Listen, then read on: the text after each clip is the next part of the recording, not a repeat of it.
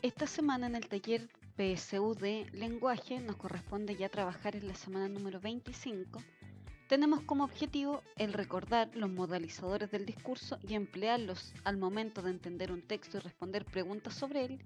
Y además tenemos un segundo objetivo que es el leer comprensivamente textos literarios y no literarios aplicando estrategias empleadas en las clases PSU. Para ello, ¿cierto? Y vamos a comenzar recordando lo que son los modalizadores discursivos. Y ustedes se estarán preguntando, ¿cierto? Y tratando de recordar qué son los modalizadores discursivos. Cuando hablamos o escribimos, realizamos ciertas selecciones, usamos unas oraciones y no otras, incluimos algunas palabras que reflejan nuestros sentimientos, nuestros pensamientos o deseos, elegimos un tiempo del verbo, organizamos lo que decimos de determinada manera, es decir, adoptamos diversas modalidades en nuestros enunciados.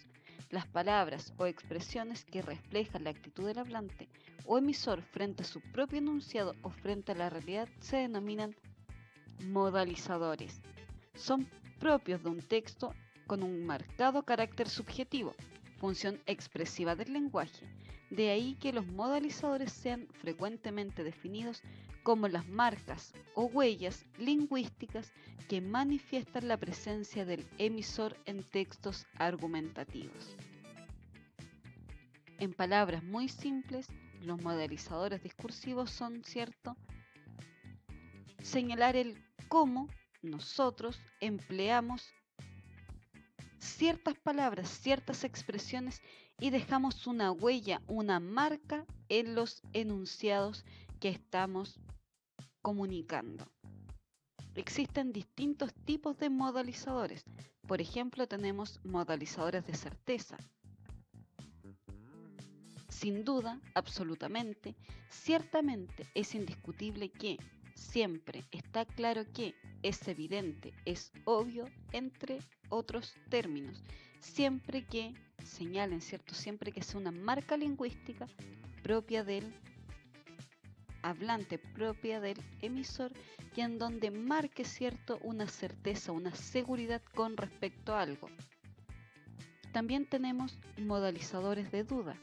Tal vez, probablemente, posiblemente, quizás, parece que, se supone, no estoy seguro, a lo mejor. Y hay muchos más, ¿cierto? Muchos otros elementos lingüísticos, palabras, términos que nos vienen a marcar la posición del enunciador, la posición del emisor frente a lo que está diciendo. Y también tenemos modalizadores apreciativos, de apreciación. Fantástico, maravilloso, espectacular, feísimo, malo, deficiente, perjudicial, afortunadamente, lamentablemente. Esto señala, ¿cierto?, una apreciación con respecto a algún elemento.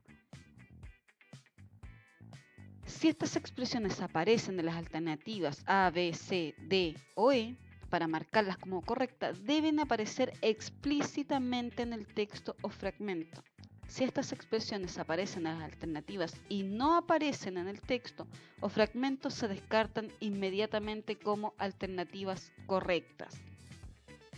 Tenemos el primer ejemplo para trabajar lo que son los modalizadores.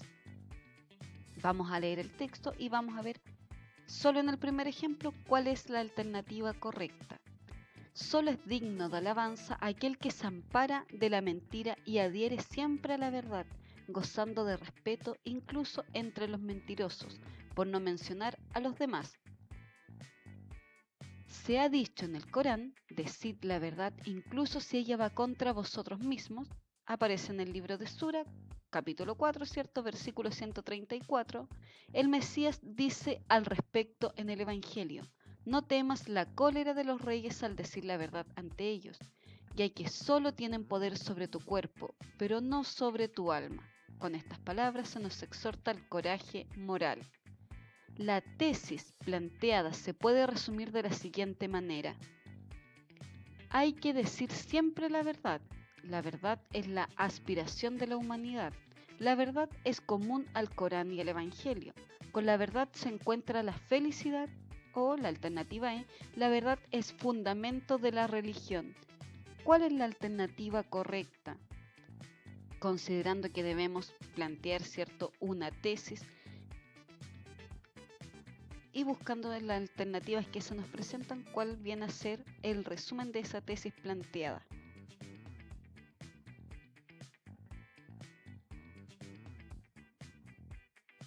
Vuelvan a leer el fragmento si es necesario, vuelvan a leer las alternativas.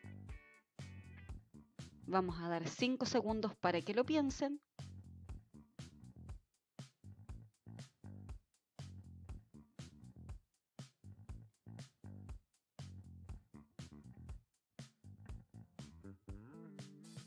La primera clave para responder esta interrogante es que para marcar una alternativa como correcta es necesario que el modalizador discursivo de certeza siempre aparezca en el fragmento leído.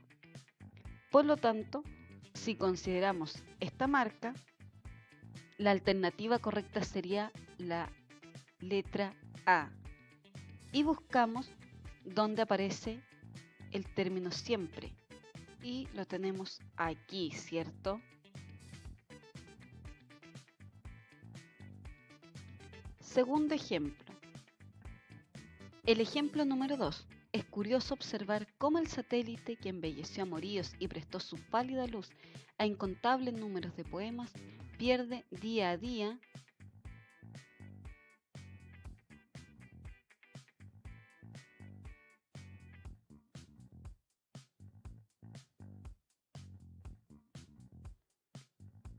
Es curioso observar cómo el satélite que embelleció a Morillos y prestó su pálida luz a incontables números de poemas pierde día a día sus prestigios sentimentales a medida que gana valores como futura base de operaciones en la navegación cósmica. Rápidamente, el astro de la melancolía va adquiriendo un destino nuevo y más prosaico, el de servir de observatorio y punto de partida para exploraciones planetarias. Tal vez nuestros hijos ya no lo mirarán como el fanal idílico de sus noches de enamorados, sino como el sitio donde un hormiguero humano escruta los misterios de las estrellas y anuncia con extrema precisión el tiempo atmosférico del día siguiente. Cuando el emisor del texto afirma que tal vez nuestros hijos ya no lo mirarán como el fanal idílico de sus noches de enamorados, se está refiriendo a que los jóvenes han perdido toda capacidad para reconocer la belleza poética de la luna. Los jóvenes del futuro darán más importancia a lo pragmático que a lo sentimental. El hombre del futuro perderá su capacidad de enamoramiento. En el futuro, la ciencia y la técnica convertirán lo poético y espiritual en algo práctico. Quizás en el futuro la luna habrá perdido toda su magia inspiradora de sentimientos. ¿Cuál es la alternativa correcta en este segundo ejemplo? Recordemos que solo en el video íbamos a explicar el primero y ustedes en sus casas hacen el segundo. Entonces en la clase vía Skype volvemos, ¿cierto?, a detallar los puntos más relevantes en relación al tema de lo que son los modalizadores discursivos y vamos directamente al ejemplo número 2 para que me vayan diciendo cuál es la alternativa correcta de acuerdo a su análisis.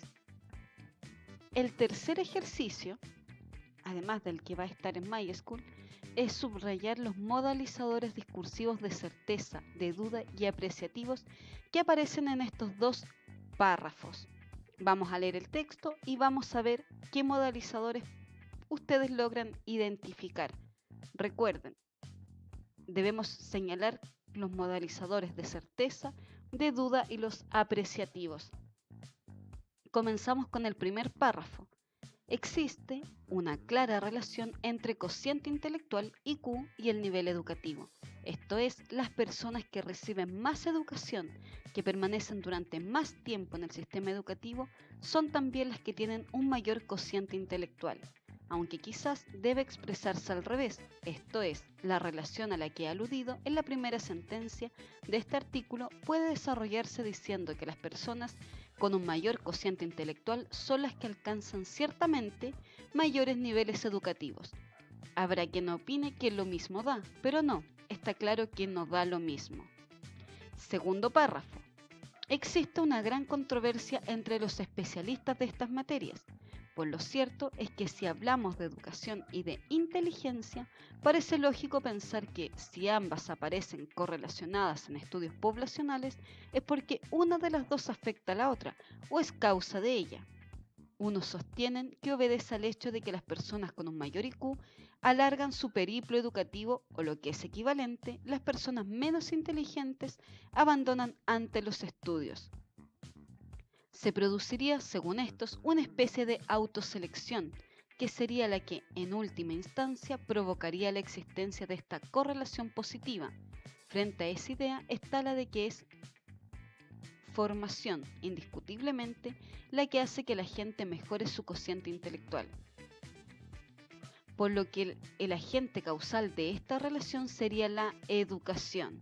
El problema es que si se parte de datos poblacionales no es fácil, ni siquiera posible, determinar cuál es la causa y cuál el efecto, ya que esas estadísticas son meramente descriptivas. Y por otro lado, en esta materia no es fácil siempre contar con datos experimentales o evidencias empíricas en una u otra dirección. De este texto que acabamos de leer, ¿qué modalizadores discursivos de certeza, de duda y apreciativos lograron identificar? No olviden nuestro horario de clases vía Skype para que estén atentos y participen de la actividad que estamos desarrollando esta semana. Nos vemos entonces en la clase vía Skype. Que estén bien.